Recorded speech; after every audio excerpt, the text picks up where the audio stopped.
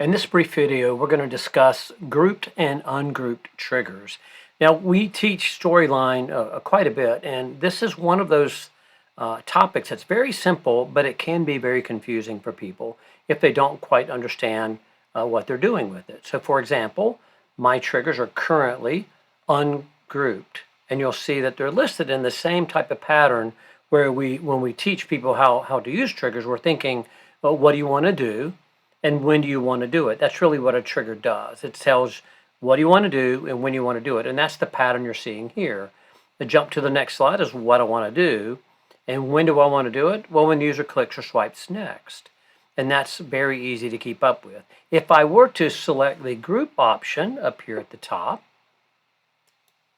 you'll notice that it reverses that.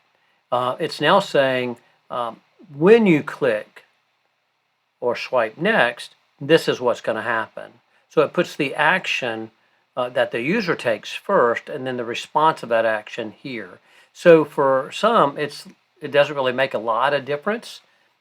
It's just putting, one piece before the other. When would you actually want to use group triggers is the real question. So for example, on this particular slide, I have an arrow called continue, and I have added triggers to it. So if I open up this, you'll see that there are 4 triggers on the continue button.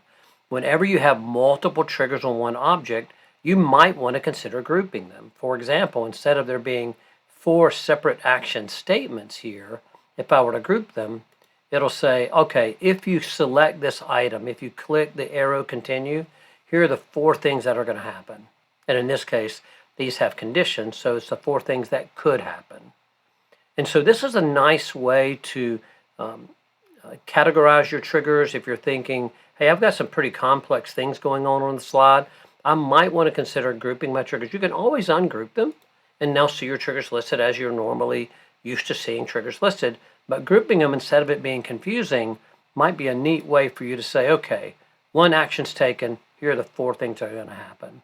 So that's grouping and ungrouping triggers in Storyline 360.